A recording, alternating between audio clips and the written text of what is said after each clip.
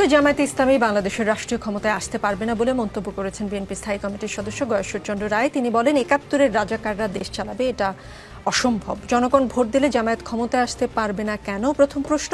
১৯৯১ সালে জামায়াতের সমর্থন ছাড়া বিএনপি সরকার গঠন করতে পারত না, পর্যাপ্ত আসন ছিল না, তখন জামায়াতকে সাথে নিয়ে সরকার পরিচালনা করেছে বিএনপি। ২০০১ থেকে ৬ পর্যন্ত বিএনপি নেতৃত্বাধীন জোট সরকারের সময় জামায়াতের ২ জন মন্ত্রী ছিলেন। সরকারি থেকে দেশ পরিচালনায় তারা অংশ নিয়েছে। তাহলে এখন অসম্ভব কেন? বিএনপির সাথে নেই বলেই এখন কি আপনাদের অসম্ভব মনে হচ্ছে? ধন্যবাদ। আসলে শহীদ রাষ্ট্রপতি জিয়াউর রহমান আপনার রাষ্ট্রীয় ক্ষমতায় আসার পর বাংলাদেশে একদলীয় বাকশাল থেকে বহুদলীয় গণতন্ত্রের পথ মুক্ত করেছেন, যার ফলশ্রুতিতেই জামাত ইসলামের রাজনীতি নিষিদ্ধ ছিল এবং শহীদ রাষ্ট্রপতি জিয়াউর রহমানের এই সুবাদেই আপনার আওয়ামী লীগ সহ নতুন করে আওয়ামী লীগও নিবন্ধিত হয়েছে, আওয়ামী লীগও বাতিল হয়ে গেছিল, বাকশাল হয়েছিল, এই জামাত ইসলামও নিবন্ধিত হয়েছে। এবং এই গত ৪০ বছরের মধ্যে বলা যায় জামাত ইসলামের সাথে বিএনপির জোট, নির্বাচন, একসাথে পথ চলা। এখন যেহেতু নির্বাচন সামনে, নির্বাচনের ক্ষেত্রে জামাত আলাদা নির্বাচন করবে এবং জামাত ২২ সালেই কিন্তু জোটের বাইরে চলে গেছে এবং জামাতের সাথে বিএনপির একটা সুসম্পর্ক, মধুর সম্পর্ক, সবকিছু ঠিক আছে। কিন্তু ইদানিং জামাত ইসলামকেও দেখা যাচ্ছে জামাত ইসলামের বিভিন্ন জায়গায় এই ৫ই আগস্টের পর বিভিন্ন জায়গায় আমাদের শীর্ষ নেতা থেকে শুরু করে বিভিন্ন নেতৃবৃন্দকে, আমাকেও নিয়েও খুব অশ্লীল এবং অশ্রাব্য কথাবার্তা তারা বিভিন্ন সামাজিক যোগাযোগ মধ্যে ছড়িয়েছে, যার ফলশ্রুতিতে জামাতের সঙ্গে মানে মনস্তাত্ত্বিক বলেন বা একটা দূরত্ব তৈরি হয়েছে। আমি ব্যক্তিগতভাবে জামাতের সাথে গত ৩০ বছর যাবৎ সারা বাংলাদেশে জোট হয় জামাত ইসলামের সঙ্গে, আমার ওখানে কোনোদিন জোট হয়নি। আমি প্রায় ৩০ বছর যাবৎ জামাতের সাথে সবসময় ভোট করে আসি। জামাত ইসলামের রাজনীতি নিয়েও কিন্তু দেশে একটা বিতর্ক রয়েছে, যেটা ১৯৭১ সালের মুক্তিযুদ্ধের ঘটনা নিয়ে। এবং আমি ব্যক্তিগতভাবে মনে করি যে জামাত ইসলামের নাম পরিবর্তন হওয়া দরকার ছিল। তার কারণ যদি আপনার পিলখানা হত্যাকাণ্ডের মাধ্যমে বিডিআরের নাম পরিবর্তন হয়, পোশাক পরিবর্তন হয়, তাহলে ৭১-এর মুক্তিযুদ্ধ তো বাংলাদেশের ইতিহাস থেকে আপনি মুছতে পারবেন না, ঘটনাবলী তো কোনোভাবেই আপনার ইতিহাস থেকে সরানো যাবে না। সেই ক্ষেত্রে জামাত ইসলাম বাংলাদেশ যতদিন থাকবে, জামাত ইসলাম নামে রাজনৈতিক দল যতদিন থাকবে, এটা বিভাজন নয়, এটা নিয়ে তর্ক বিতর্ক থাকবেই। সুতরাং আমি ব্যক্তিগতভাবে মনে করি যে জামাত ইসলাম নিয়ে আরও অনেক প্রশ্ন আছে, যে ইসলাম আপনার যখন জামাতের সঙ্গে একটা ইসলাম অন্তর্ভুক্ত করছেন। করি, আপনি উত্তরটা পুরো করেন। তখন আপনারা বললেন জামায়াতের সমাবেশে দাওয়াত পায়নি বিএনপি, তাই যায়নি। আবার জামায়াতের আমিরকে দেখতে হাসপাতালে গেলেন মির্জা ফখরুল সাহেব। আপনাদের এই রাজনীতিটা যদি একটু বুঝিয়ে বলেন। এইখানে আপনার জামাতের শীর্ষ নেতা, আপনার জামাতের প্রধান বর্তমান যিনি আমির, উনি আমরা অনলাইনে দেখেছি টেলিভিশনে যে উনি পড়ে গেলেন বক্তব্য দিতে।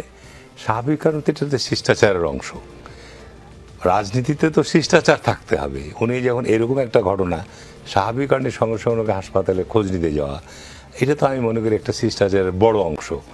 আর জামাতে ইসলামের তাদের নিজস্ব ব্যক্তিগত জাতীয় সমাবেশ ছিল, সেখানে তারা কাকে দাওয়াত দিবে কাকে দাওয়াত দিবে না। অতীতেও জামাত ইসলাম আমাদের বিভিন্ন সময় মিটিং হয়েছে, সব মিটিংয়ে আমরা জামাতকে দাওয়াত দিই, বিশেষ ক্ষেত্রে জামাত ইসলামকে দাওয়াত দিই, তারা এসছে। আবার জামাত ইসলাম যে ভবিষ্যতে কোনো মিটিং করে বিএনপিকে দাওয়াত দিলে সেখানে বিএনপি অবশ্যই যাবে।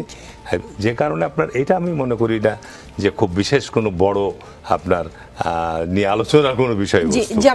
জামায়াতের সমাবেশে জামায়াত আমির শফিকুর রহমান বলেছেন, যদি আল্লাহর ইচ্ছায় ও জনগণের ভালোবাসায় জামায়াত থেকে সংসদ সদস্যরা নির্বাচিত হয়ে সরকার গঠন করেন, তাহলে কোনো এমপি মন্ত্রী ভবিষ্যতে সরকারি কোনো প্লট গ্রহণ করবেন না, কোনো এমপি ও কোনো মন্ত্রী ট্যাক্সবিহীন কোনো গাড়িতে চড়বেন না, কোনো এমপি মন্ত্রী নিজের হাতে কোনো টাকা চালাচালি করবেন না, কোনো এমপি ও মন্ত্রী যদি তার কোনো নির্দিষ্ট কাজের জন্য বরাদ্দ পেয়ে থাকেন, কাজ শেষ হওয়ার সঙ্গে সঙ্গে তার প্রতিবেদন তুলে ধরতে বাধ্য থাকবেন। আপনারা এমন কথা সাহস করে বলতে পারবেন?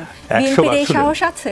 আমি ডক্টর শফিকুর রহমান সাহেব উনি যে বক্তব্য দিয়েছে, উনি তো এমপি ছিলেন না, এবং এমপি না থাকার ফলশ্রুতিতে বাংলাদেশে এমপিদের যে সমস্ত কর্মকাণ্ড ওনার সে সম্পর্কে ধারণা নাই। বাংলাদেশে এমপিদের ট্যাক্স ফ্রি গাড়ি, আমি ব্যক্তিগতভাবে ট্যাক্স ফ্রি গাড়ি চাই না। আমি ব্যক্তিগতভাবে যখন পার্লামেন্টে ছিলাম, ট্যাক্স ফ্রি গাড়ির পরিবর্তে আমরা চাই যে আমাদের সরকারি পুল থেকে গাড়ি দেওয়া হোক। আমাদের আমাদের যেটা ন্যায্য প্রাপ্য অধিকার, আমি তো রিক্সায় করে সাইকেলে করে তো সংসদ ভবনে যাব না, বা সচিবালয়ে যাব না, বা বিভিন্ন দপ্তরে যাব না, আমাকে প্রোটোকল দিচ্ছেন এমপির অ্যাবাব সেক্রেটারি। তো আজকে তখন আমরা বলেছিলাম যে আজকে এতে সরকারের ব্যয় বাড়বে, আপনাদের কেউ কেউ তো প্লট চেয়েছিল। এতে সরকারের ব্যয় বাড়বে। সরকারের প্লট শুধু আজকে নতুন, এটা পাকিস্তান আমল থেকে প্রিভিলেজ হিসাবে আপনার বিচারপতি, সচিব সহ এই ধরনের নাগরিকদেরকে আপনার প্রিভিলেজ হিসাবে প্লট দেওয়া হয়। তো এমপিদের প্লটটা শুধু আপনার নিউজের হেডলাইন হয়, কিন্তু আপনার বিচারপতিরা প্লট পায়, সচিবরা প্লট পায়। সচিব তো দূরের কথা, ডেপুটি সেক্রেটারি, প্রশাসনের কর্মকর্তা, পুলিশের আইজিপি, পুলিশের কর্মকর্তারা, সাংবাদিক, শীর্ষ সাংবাদিকরা, তারাও আপনার বিশেষ কোটায় প্লট পেয়ে আসছে। তার মানে আপনারা চান তার মানে আমি প্লট বলি, এবং গাড়ি চান। তার মানে শুনেন, আপনাকে একটা জিনিস চিন্তা করতে হবে নিকোল, যে পৃথিবীতে আপনি দুর্নীতি কমাতে চান, দুর্নীতি রোধ করতে চান, এক্ষেত্রে কোনো দলের দ্বিমত নাই। আল্লাহ পাক পবিত্র কোরআনে বলছে একেবারে স্পষ্টভাবেই যে যারা সৎ জীবন যাপন করবে তাদেরকে আল্লাহ পাক দুনিয়া এবং ইহকাল এবং পরকালে উভয় জায়গাতেই তাদেরকে পুরস্কৃত করবে। তো আমার কথা হচ্ছে যে আপনি ইউরোপের খবর দেখেন, যে সমস্ত গণতান্ত্রিক বিশ্ব, আপনি নিউজিল্যান্ডের খবর দেখেন, অস্ট্রেলিয়ার খবর দেখেন, ইউকের খবর দেখেন, পার্লামেন্টের সেখানকার মেম্বারদের সুযোগ সুবিধা কতটুকু, আর বাংলাদেশের পার্লামেন্ট মেম্বাররা কি সুযোগ সুবিধা পাচ্ছে। আপনি কোয়ালিটি পার্লামেন্ট যদি গঠন করতে চান, একজন ব্যারিস্টারকে নিয়ে যাবেন, একজন আইনজ্ঞকে নিয়ে যাবেন, সে প্রতিদিন যদি সুপ্রিম কোর্টে উপস্থিত থাকে, তার প্রতিদিন লক্ষ লক্ষ টাকা আয় করে। পার্লামেন্টে গিয়ে সে যদি 5 ঘন্টা সময় দেয়, তার আয় কতটুকু? 500 টাকা। একজন পার্লামেন্টে উপস্থিত থাকলে, যেদিন অধিবেশনে উপস্থিত থাকলে তার মজুরি দেওয়া হয় 500 টাকা, ঠিক আছে না? তো এইটা আমি মনে করি যে উনি যে বিষয়গুলো বলেছেন, এইগুলো জাস্ট আপনার মানে জাতীয় সমস্যা সংকট নয়। আপনি ন্যাম ভবনে থাকবেন না, ন্যাম ভবনটা তো করা হয়েছে সংসদ ভবন সদস্যদের থাকার জন্য, যেন তারা দ্রুত আপনার হেঁটে হলেও সংসদ ভবনে যেতে পারে। তো সুতরাং এই বিষয়গুলো উনি কি উদ্দেশ্যে বলেছেন, কেন বলেছেন আমি বলতে পারবো না। তবে আমাদের যে মূল সংকট, দেশে দেশে দেশে আপনার দুর্নীতি আছে, সারা পৃথিবীব্যাপী দুর্নীতি আছে। আমাদের দেশের দুর্নীতির শীর্ষ পর্যায় থেকে আগে কমাতে হবে।